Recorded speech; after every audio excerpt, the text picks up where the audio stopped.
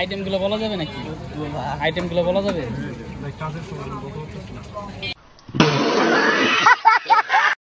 Assalamu alaikum everyone, welcome to my another video and my channel Rabbi on the Road. আজকে আপনাদের মাঝে fast food related একটা video নিয়ে হাজির হলাম। তো দেখতেই পাচ্ছেন আমরা গিয়েছি একটা ফাস্ট ফুডের দোকানে, যেখানে হচ্ছে চিকেন ফ্রাই, এরপরে চিকেন কাবাব আর টিক্কা এই ধরনের খাবার দাবার বিক্রি করে।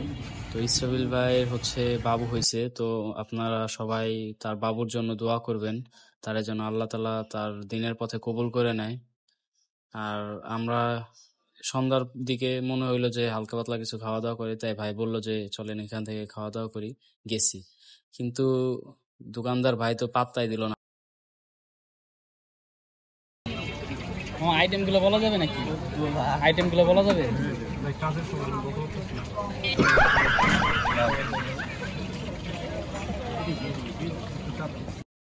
যাই হোক, মামা তো পাত্তা দিল না, এখন কি করার।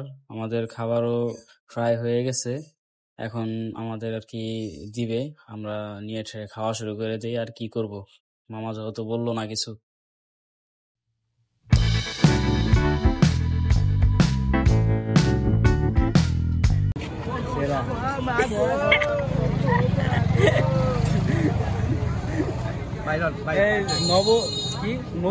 প্রথম না, ছেলের বাপের অনুভূতিতে ছেঁকা খায় গেছে গরমের কিসে। এটা কি প্রথম বাপ হয়েছে? ড্যাডু হয়েছে, ড্যাডু ফাইনাল গরম গরম গরম কোনটা নিতে গিলেই এনতে নিলাম না।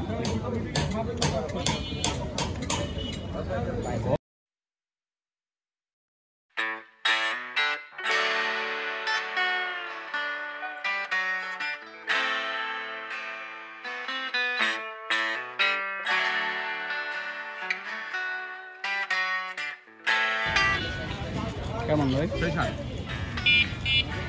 এত সবটা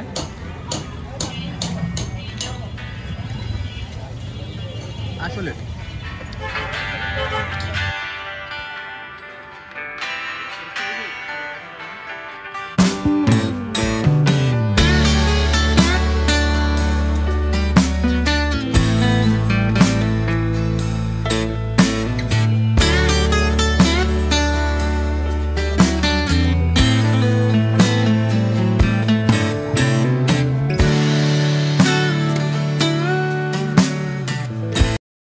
একবার খাওয়া শেষ হওয়ার পরে আমরা আবার ভালো লাগার কারণে আবার খাবার শুরু করি, যে আবার অর্ডার করি।